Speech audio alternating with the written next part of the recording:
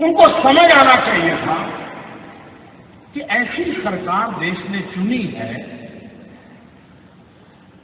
जिसके पास से देश की अपेक्षा है। आप मुझे बताइए भाइयों बहनों, 2014 में आपने वोट दिया था, भ्रष्टाचार के खिलाफ दिया था कि नहीं दिया था? आप मुझे बताइए, आपने एक काम करने के लिए मुझे कहा था कि नहीं कहा था? काले धन के खिलाफ काम करने के लिए आपने मुझे कहा था कि नहीं कहा था? आपने मुझे कहा था तो मुझे करना चाहिए नहीं करना चाहिए?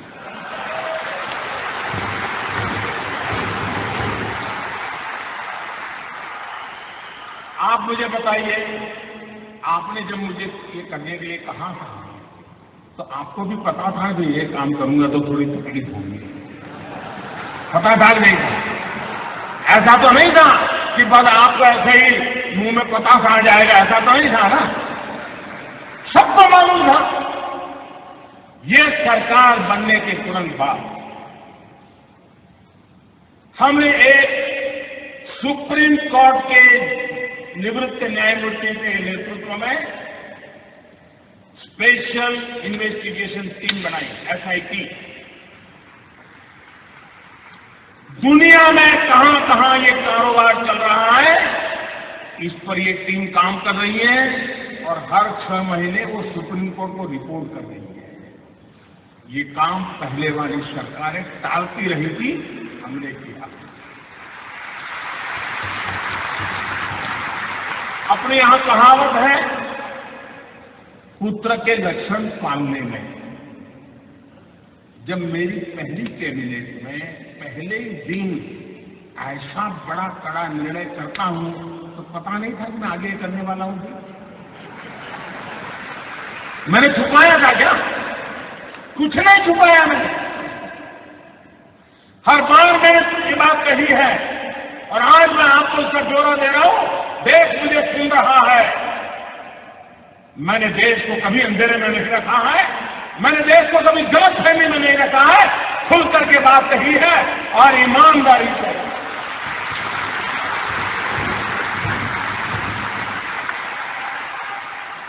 भाइयों बहनों, दूसरा जरूरी काम था, दुनिया के देशों के साथ पिछले 50-60 साल में ऐसे एग्रीमेंट हुए थे कि जिसके कारण हम ऐसे बंद गए थे कि हम कोई जानकारियां ही नहीं पा रहे थे। हमारे लिए बहुत जरूरी था कि दुनिया के देशों से पुराने जो एग्रीमेंट है उसमें बदलाव करें, कुछ देशों के साथ नया एग्रीमेंट करें। अमेरिका जैसे देशों को मैं समझाने में सफल हुआ कि आप हमारे साथ एग्रीमेंट कीजिए और आपकी बैंकों में किसी हिंदुस्तानी का पैसा है, आता है या जाता है, हमें तुरंत पता करना चाहिए। ये काम मैंने दुनिया के कई देशों के साथ किया है, कुछ देशों के साथ अभी भी चल रहा है, लेकिन विश्व में कहीं पर भी भारत की चोरी लूट का पैसा गया है तो उसकी तुरंत जानकारी मिले, इसका प्रबंध पुरजोश तरीके से हमने किया है। हम जानते हैं, आपको भी पता कि दिल्ली के किसी बाबू का ये गोवा में फ्लैट बना हुआ है ना? मैं गोवा के बिल्डरों से मेरी शिकायत नहीं है, उनका तो काम है मकान बेचना, लेकिन गोवा में जिसकी 7 पीढ़ी में कोई गोवा रहता नहीं है, वो पैदा हुआ कहीं और, काम कर रहा है दिल्ली में, बड़ा बाबू है, फ्लैट खरीदा गोवा में। किसके नाम? खुद के नाम खरीदते हैं क्या? औरों के नाम से खरीदते ही नहीं खरीदते लोग। हमने कानून बनाया, जो भी बेनामी संपत्ति होगी, दूसरे के नाम की संपत्ति होगी, हम कानूनन अब उस पर हमला बोलने वाले। ये संपत्ति देश की है, ये संपत्ति देश के गरीब की है और मेरी सरकार सिर्फ और सिर्फ देश में से गरीबों की मदद करना मेरा कर्तव्य मानती है और मैं उसको करके रहूंगा।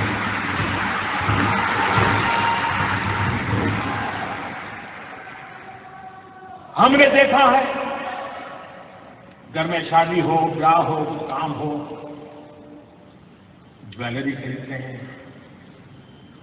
बीवी का जन्मदिन हो, ज्वेलरी खरीदते हैं, कभी सोना खरीदते हैं और ज्वेलर भी कोई बात नहीं ले जाएगा, थैला भर करके ले ही नहीं जाएगा। न बिल देना, न लेना, न कोई हिसाब रखना, कुछ नहीं। साहब चल रहा था नहीं चल रहा था, सब कैश चलता था नहीं चलता था। ये कोई गरीब लोग करते थे क्या? ये बंद होना चाहिए नहीं होना चाहिए? हमने नियम बनाए कि 2 लाख रुपए से ज्यादा अगर आप गहने खरीदते हैं, ज्वेलरी खरीदते हैं, तो आपको आपका पैन नंबर देना पड़ेगा ही। इसका भी विरोध हुआ था। आप हैरान होंगे, आधे से ज्यादा पार्लियामेंट के मेंबर, आधे से ज्यादा मुझे ये कहने के लिए आए थे कि मोदी जी ये नियम मत लगाओ। और कुछ लोगों ने तो चिट्ठी लिखित में मुझे चिट्ठी लिखने की हिम्मत की है, जिस दिन मैं उसको पब्लिक में करूंगा शायद पता नहीं वो अपने इलाके में जा पाएंगे कि नहीं जा पाएंगे।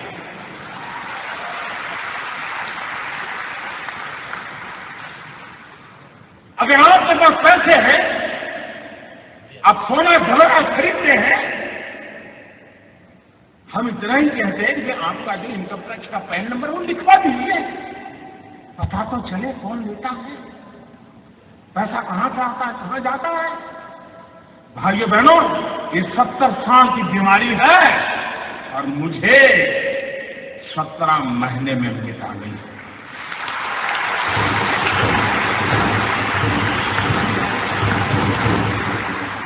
भाइयों बहनों,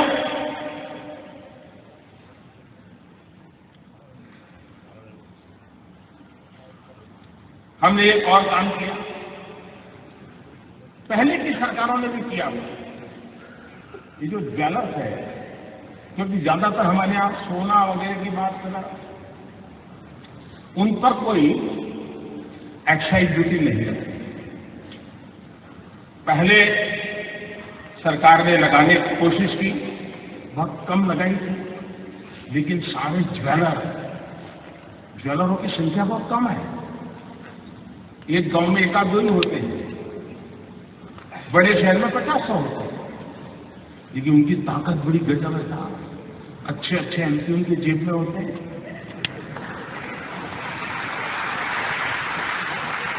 और ज्वेलरी पर जब एक्साइज लगाई तो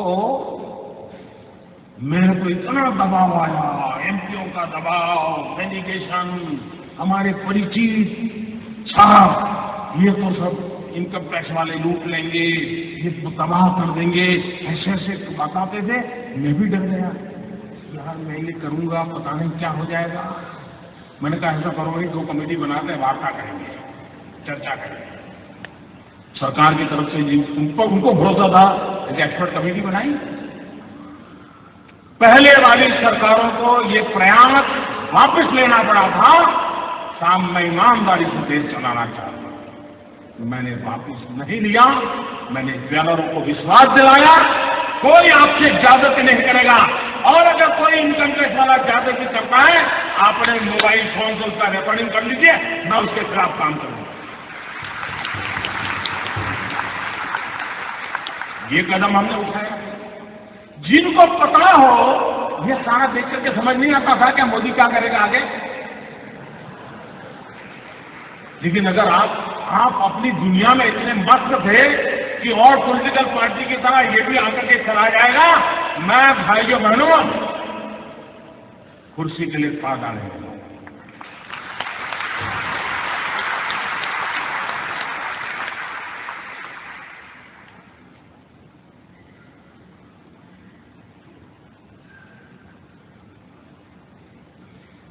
मेरे देशवासियों, मेरे घर, परिवार,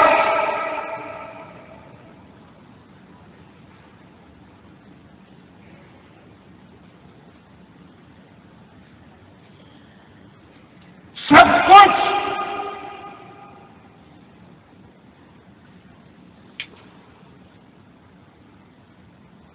देश के लिए छोड़ा है।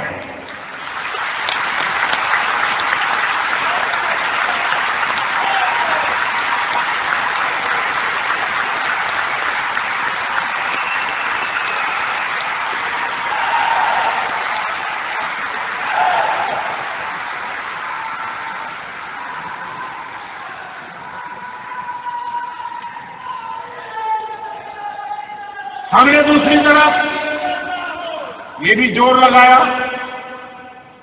अच्छा कुछ लोग होते हैं मजबूरन कुछ गलत करना पड़ा हो, सब लोग बेईमान नहीं होते, सब लोग चोर भी नहीं होते कि मजबूरन कुछ करना पड़ा हो। वे अगर उनको मौका मिले तो सही रास्ते पर आने को तैयार होते हैं और ये संख्या बहुत बड़ी होती है। हमने लोगों के सामने स्कीम रखी कि अगर आपके पास ऐसे बेईमानी के पैसे पड़े हैं, गलत पैसे पड़े हैं, तो आप इसे इस कानून के तहत जमा करा दीजिए, इतना दंड भर दीजिए, उसमें भी मेरे कोई माफी नहीं दी। लेकिन व्यापारी लोग चीजों को समझने में बड़े होशियार होते हैं। उनको समझ में आ गया कि ये मोदी है, कुछ गड़बड़ करेगा। आपको जान करके खुशी होगी, आजादी के 70 साल में ऐसी योजनाएं कई बार आई। पहली बार 67,000 करोड़ रुपीज लोगों ने आकर के दंड समेत जमा कर दिए और 2 साल में टोटल सर्वे के द्वारा, रेड के द्वारा, डिक्लेरेशन के द्वारा 1.25 लाख करोड़ रुपया जो कहीं हिसाब में था तो सरकारी खजाने में जमा हुआ है। 1.25 लाख करोड़ का हिसाब आया। ये 2 साल में किए हुए काम का मैं हिसाब आज गोवा की धरती से पूरे देश को दे रहा हूं।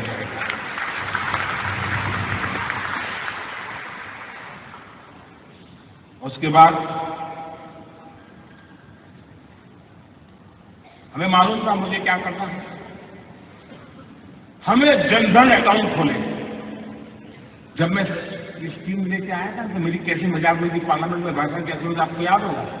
मुझे पता नहीं क्या था, कहां जाता था। उनको लग रहा था कि मोदी के बाल नोट लेंगे तो मोदी कर देगा, अरे मोदी को जिंदा जला दोगे तो भी मोदी जलता।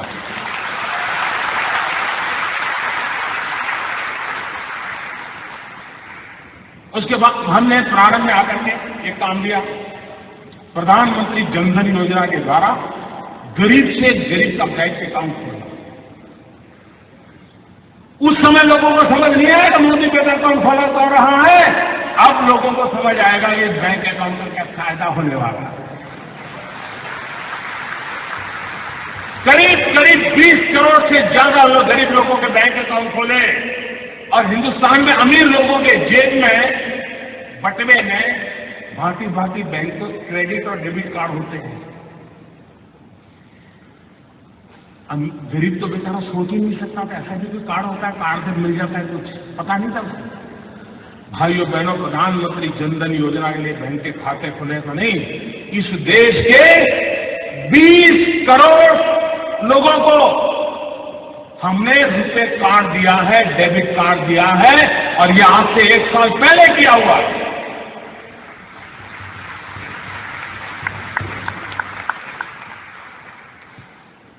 उस डेबिट कार्ड से अगर उसके खाते में पैसे हैं वो बाजार से कोई भी चीज खरीद सकता है, उसकी व्यवस्था उसको उपलब्ध है। लेकिन लोगों को पता नहीं, जैसे हर पॉलिटिकल काम होता है वैसे ही पॉलिटिकल काम नहीं था। मैं धीरे धीरे देश की आर्थिक तबीयत सुधारने के लिए अलग अलग दवाइयां दे रहा था, धीरे डोज बढ़ा रहा, मैं डोज धीरे बढ़ा रहा था। अब भाइयों बहनों, मेरे देश के गरीबों की अमीरी देखिए। मैंने तुमको कहा था 0 अमाउंट से आप खाता खोल सकते हैं। एक बार आपका बैंक में पैर आना चाहिए बस। ये आर्थिक व्यवस्था में कहीं आप भी होने चाहिए। लेकिन मेरे देश के गरीबों की अमीरी देखिए दोस्तों, कि आज जो अमीर लोग रात को सो नहीं पाते हैं ना, गरीबों की अमीरी देखिए दोस्तों। मैंने तो कहा था कि 0 रकम से आप बैंक अकाउंट खोल सकते हैं, लेकिन मेरे देश के गरीबों ने बैंकों में जनधन अकाउंट में 45,000 करोड़ रुपया जमा करवाया दोस्तों। 45,000 करोड़।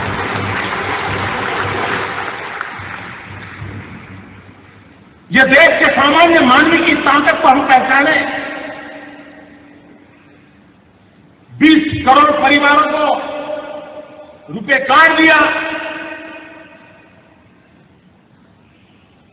फिर भी कुछ लोग मानते ही नहीं थे। उनको लगता है यार कोई राजनीतिक गोटी बिठा देंगे तो हो जाएगा मसला। हमने एक बहुत बड़ा सीक्रेट ऑपरेशन किया। मनोहर जी वाला तो मैं नहीं कर सकता।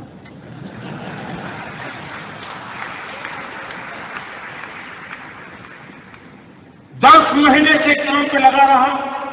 एक छोटी विश्वस्त टोली बनाई, क्योंकि इतनी नई नोटें छापना, नोटें पहुंचाना बड़ा कठिन, चीजें छिपाना बड़ा सीक्रेट रखना, वरना ये लोग ऐसे होते हैं साहब, पता चल जाए तो साहब अपना कर लेंगे।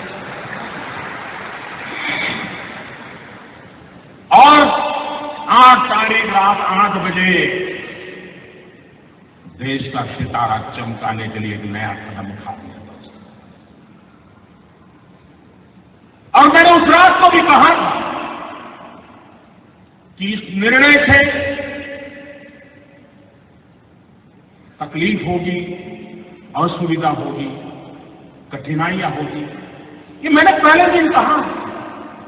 लेकिन भाइयों बहनों, मैं आज देश के उन करोड़ों लोगों के सामने सर झुकाता हूं कि सिनेमा के थिएटर पर लाइन लगाते हैं ना, वहां भी झगड़ा हो जाता है।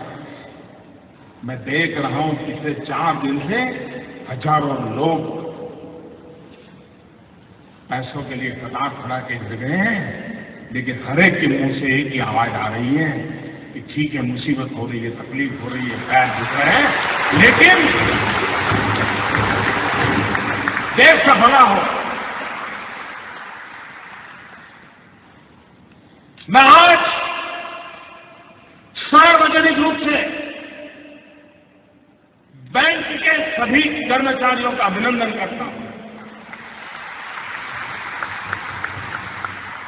1 साल में, मेरे शब्द लिखिए, 1 साल में बैंक के मुलाजिम को जितना काम करना पड़ता है ना, उससे ज्यादा काम वो पिछले 1 हफ्ते से कर रहा है। उससे ज्यादा काम। मुझे खुशी हुई, मैंने सोशल मीडिया में देखा, रिटायर्ड बैंक के कर्मचारी, किसी की उम्र 70 साल, किसी की 75 साल, वो बैंक में गए। उन्होंने कहा साहब रिटायर्ड हो गए हैं, लेकिन इस पवित्र काम में हमें आता है, अगर आप हमें बिठा करके काम में लगाना चाहते हैं तो हम हमारी सेवा देने के लिए तैयार हैं। मैं उन रिटायर्ड बैंक के कर्मचारियों का भी आज अभिनंदन करना चाहता हूं, जिन्होंने अपनी सेवाएं देने के लिए अपनी पुरानी ब्रांच में जाकर के मदद करने के लिए गुहार लगाई है। मैं उनका अभिनंदन करता हूं। मैं उन नौजवानों का अभिनंदन करता हूं जो कतार के बाहर धूप में खड़े रह करके अपने खर्चे से लोगों को पानी पिला रहे हैं, सीनियर सिटीजन के बिठाने के लिए कुर्सियां लेकर के दौड़ रहे हैं। चारों तरफ देश की युवा पीढ़ी खास करके इस समय इस काम को सफल करने के लिए काम में लगी है। इस काम की सफलता का कारण 8 तारीख के 8 बजे मोदी का निर्णय नहीं है, इस काम की सफलता का कारण 125 करोड़ देशवासी, जिसमें कुछ लाख छोड़ दो, ये जी जान से लगे हैं, इसलिए योजना सफल होना तो निश्चित है। मैं दूसरी बात बताना चाहता हूं, मुझे बताइए हमारे देश में मतदाता सूची, वोटर्स लिस्ट, सभी पॉलिटिकल पार्टियां मतदाता सूची बनाने में काम करती है नहीं करती? सरकार की सभी लोग काम करते हैं कि नहीं करते? सारे टीचर्स करते हैं कि नहीं करते? उसके बावजूद भी जिस दिन पोलिंग होता है शिकायत आती है नहीं आती है? मेरा नाम निकल गया, हमारी सोसाइटी का नाम निकल गया, मुझे वोट नहीं देने देते, मुसीबत आती है कि नहीं आती है? इतना सारा ओपन होने के बाद भी तकलीफ आती है कि नहीं आती? भाइयों बहनों, हमारे देश में चुनाव होता, चुनाव में तो क्या करना होता है? जाना, बटन दबाना, वापस आना, इतना ही करना है। तो भी इस देश में करीब 3 महीने 90 दिन तक चुनाव का काम करता है, 90 दिन तक।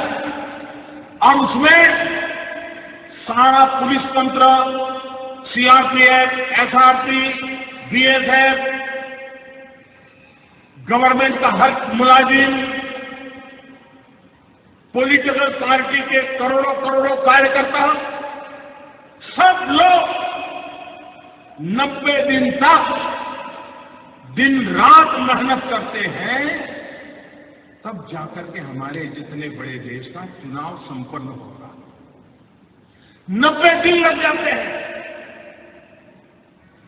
भाइयों बहनों, मैंने सिर्फ देश में 50 दिन मांगे हैं, 50 दिन। 30 दिसंबर तक मुझे मौका दीजिए मेरे भाई।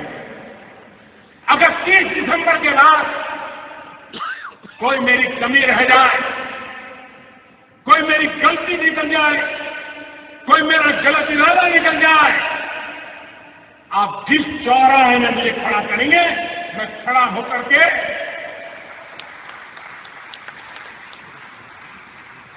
देश जो सजा करेगा वो सजा भुगतने के लिए तैयार है।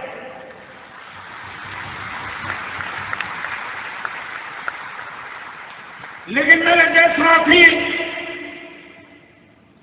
दुनिया आगे बढ़ रही है, भारतीय बीमारी देश को तबाह कर रही है। 100 मिलियन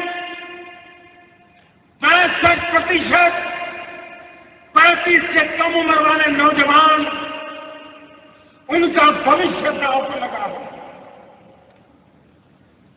उसलिए मेरे भाइयों बहनों, जिनको राजनीति करनी है करे, जिनका लूट चुका है वो रोते रहे, गंदे आरोप लगाते रहे, लेकिन मेरे ईमानदार देशवासी, आइए मेरे साथ चलिए। सिर्फ 50 दिन, 30 दिसंबर के बाद मैं आपसे जैसा हिंदुस्तान चाहा है वो देने का वादा करता हूं।